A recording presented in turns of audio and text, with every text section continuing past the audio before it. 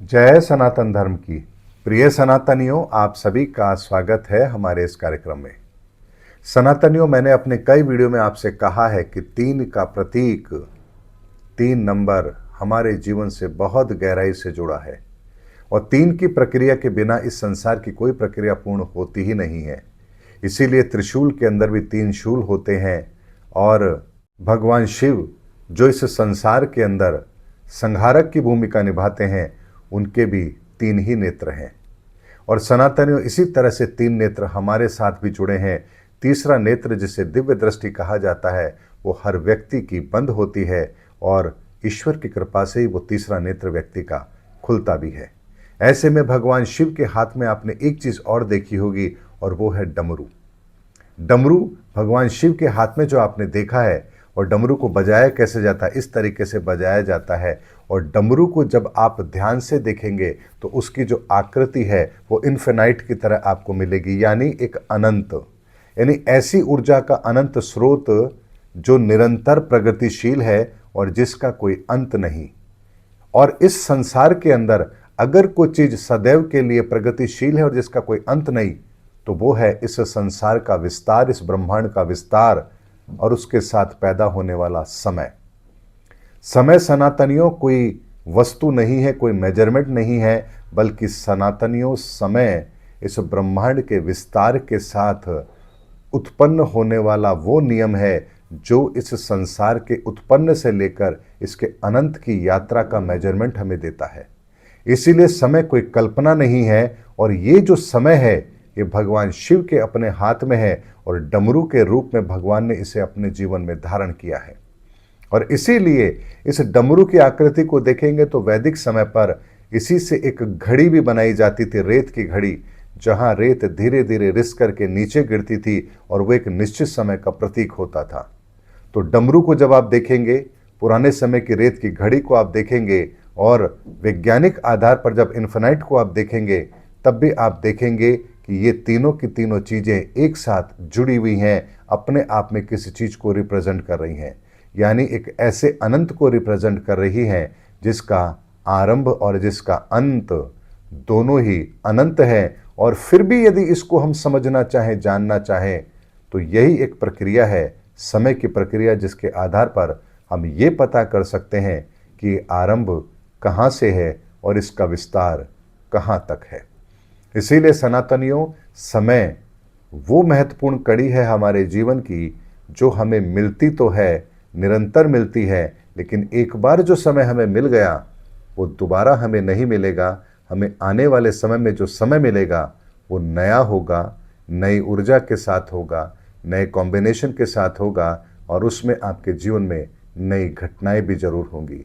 और इसी समय की गणना को समझने के लिए, जानने के लिए, पहचानने के लिए जानते हैं किस विधा का प्रयोग किया जाता है, वो है ज्योतिष विधा, जो हमें ये बताती है कि संसार की गति, उस गति से होने वाले परिवर्तन और उस परिवर्तन के साथ हमारे द्वारा किया गया कर्म और उस कर्म का सिद्धांत और उस कर्म का फल हमें कैसे मिलता है, क्यों मिलता है, कब मिलता है, कितना मिलता है, इन सब चीज़ों को जानने समझने के लिए ही समय की रचना की गई। और समय अर्थात इस ब्रह्मांड की गति, और इस ब्रह्मांड की गति का मतलब ग्रहों की चाल, और ग्रहों की चाल का मतलब ज्योतिष विधा, और ज्योतिष विधा का मतलब अपना भूत भविष्य वर्तमान को जानने समझने का साधन। इसीलिए हमारे देवी देवताओं के हाथों में जितने भी प्रतीक चिन्ह हैं, वो इस संसार के किसी न किसी आयाम के विस्तार को, उसकी उपयोगिता को और उसके साथ जो हमारी चीज़ें जुड़ी हुई हैं उन सब को रिप्रेजेंट करती हैं।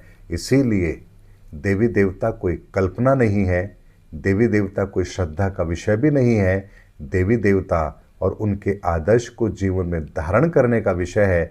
इसीलिए अपने धर्म के अंदर निहित देवी देवताओं को समझिए, उनके विस्तार को समझिए, उनकी ऊर्जाओं को समझिए और वो कैसे हमारे जीवन के साथ कनेक्ट है, इस गहराई को समझिए।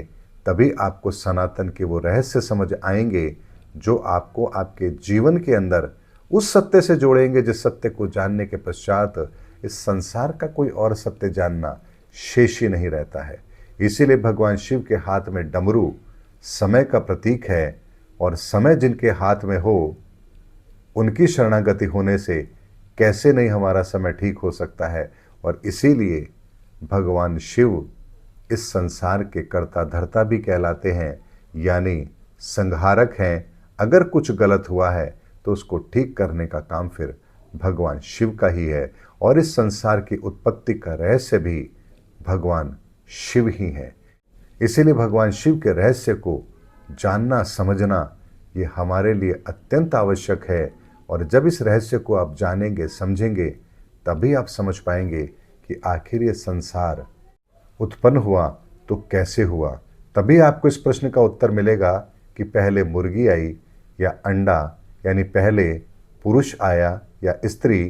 ये सब बातें वो बातें हैं जिनका उत्तर आप कहीं ढूंढने जाएंगे तो आपको नहीं मिलेगा, क्योंकि पहले मुर्गी आई या पहले अंडा, इस बात का उत्तर कौन दे सकता है। या पहले स्त्री बनी या पहले पुरुष बना, इस बात का भी उत्तर कौन दे सकता है। लेकिन जब आप शिव तत्व को समझेंगे तो आप जानेंगे कि शिव इस ब्रह्मांड की कैसे उत्पत्ति का रहस्य है, और ये इस संसार के अंदर कितना आवश्यक है कि हम शिव की महिमा को जानें, शिव की महिमा को समझें, और शिव के प्रतीक रूप में उन्होंने जो भी शस्त्र धारण किए हैं उनका एक एक का हमारे जीवन में क्या महत्व है। उम्मीद करता हूँ सनातनियों, सनातन के जो सूत्र हैं, सनातन के जो रहस्य हैं, ये आप लोगों के जीवन में आपको एक नया दृष्टिकोण जरूर देंगे, और आप अपने जीवन में और बेहतर करने के लिए जरूर प्रेरित होंगे। मिलेंगे अगले वीडियो के अंदर, तब तक के लिए जय हिंद, जय भारत, जय सनातन धर्म की।